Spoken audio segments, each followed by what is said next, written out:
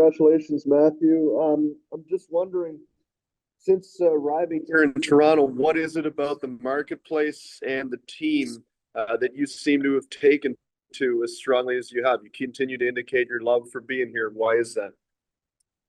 That's a good question. I think it's a lot to do with how much I love the city, the guys on the team, the staff. I think we get excuse me, I think we get like first class treatment, in all aspects. And, um, I think we have a great group. There's unbelievable players, and we're continuously making the playoffs and making pushes. So I think that was a huge part of it too. And yeah, so I think all in all, the culture and the city, I just love it all. Next, we'll go to Lance Hornby, Toronto Sun. Go ahead, Lance. Matthew touched upon it a little earlier. Obviously, tough to see Mitch go, but can you talk about the new guys coming in and the challenge for next season? Yeah, I mean, I think I wasn't the happiest to see that obviously he's leaving, but I think we made some great moves, some great additions, and I think we're going to be stronger. I think we're a great team. Um, but yeah, I mean, it's obviously not you're not excited to see, one of your captains, one of your veteran players, you know, on another team. But that's the business of the game. And but yeah, I think we're gonna make some strong moves. And yeah, I have full faith in Tree and Berube to kind of create a winning team. Next, we'll go to Josh Clipperton from the Canadian Press. Go ahead, Josh.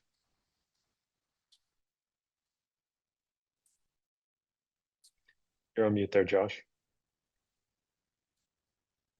Sorry about that. Matthew, just wondering, you talked about the marketplace and being a Leaf. What's it like to be a Leaf in Toronto? It's pretty special. I think it's some of the most diehard fans you'll find.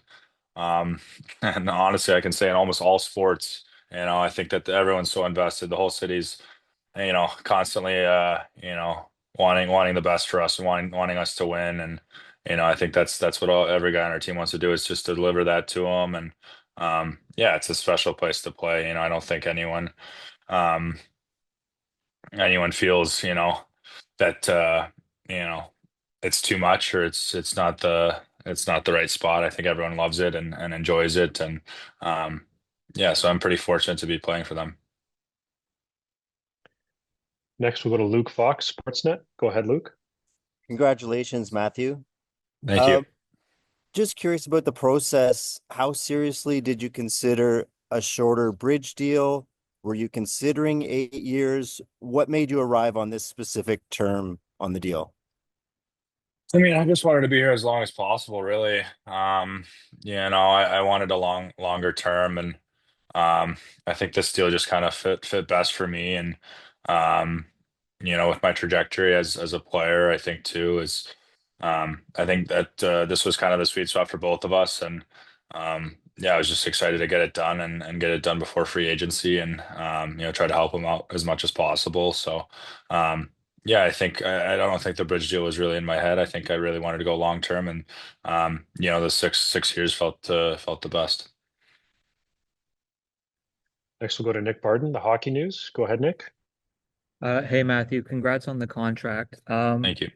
I was just wondering if you could share a little bit about, where you were when, the deal got done, and just, the feeling of it finally being done, and, just being able to go back and worry about, summer training and everything.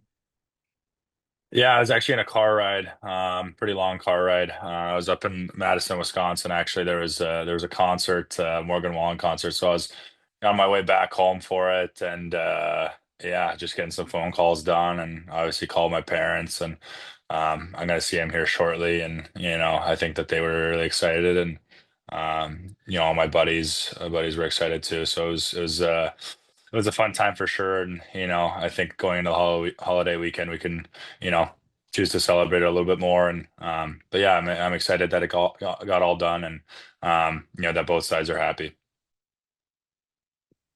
We'll take three more here. We'll start with Mark Masters, TSN. Go ahead, Mark. Matthew, I know how much Tavares has meant to you. What was it like for you to see him sign that deal and leave money on the table and commit to the Leafs? Yeah, I mean that means a lot, from a veteran player like that, who was our captain and who everyone can kind of take example of. It means a lot that he really believes in this program. He really wants to stay, and yeah, I've learned a ton from that guy the past 2 years. So I'm excited to get 4 more years of that and just be able to soak in all that knowledge that he has. And yeah, so he's been a huge influence on my career and everything. So I'm just so happy that he gets 4 more years in the blue and white, and I get to play alongside him. Next, we'll go to Joshua Cloak from The Athletic. Go ahead, Josh. Matthew, how are you? Good, how are you? Good, thanks. Besides Morgan Wallen concerts, what's the focus of your off season? Where do you really want to improve? I think that there's still a lot of room in the skating aspect. I think I can become a much better skater, faster skater. I don't necessarily think I have to get any heavier than I am right now. I think staying where I am and just turning a little bit of that weight more into muscle and becoming quicker and faster on the ice, I think is gonna be huge for me. So I think that's the main focus, and just a little focus is on becoming a little more prepared, more flexible, stronger in the smaller areas that tend to kind of get sore throughout a long season like that. So yeah, there's obviously a lot of room I can make improvements in, but I think my skating is definitely one of them. And finally, we'll wrap up with Kevin McGran, Toronto Star. Go ahead, Kevin. Hey Matthew, nice to see you. Congrats. Two Thank you. questions for you, if it's all right. Mhm. The first one's sort of a general idea. Often when people get a nice healthy raise, they treat themselves to something. I wonder if you have anything in mind. Are you a fancy car kind of guy, or how will you celebrate just a nice pay raise like you've earned? Honestly, I haven't thought about it too much. It's only been a few days, but hopefully, I think Morgan Riley said he'll text me a few ideas, and hopefully, he'll bounce it back and forth, and we'll see. But I think just enjoying my summer and I think I have one weekend to celebrate it here on the 4th of July, and then it kind of gets back to the summer grind and getting ready for the season. And finally, I just wonder how important do you think Craig Berube was to your development? Because he singled you out as one of the guys that he just sort of loved watching the game progress through the seasons. Yeah, I mean, he was obviously a huge influence. I think he loved the the north-south game and the physicality and I think that's just kind of where my game is, right? It's very simple, hard hockey. Get around the net and make it hard on their D, on their goalie. And yeah, so the more I kind of learn from him, I think the better. And yeah, I think I really took a step this year, and a lot thanks to him for teaching me little things like that, and always kind of giving me the healthy criticism that sometimes you need, and just always being there to kind of lean on and learn from has been huge for me.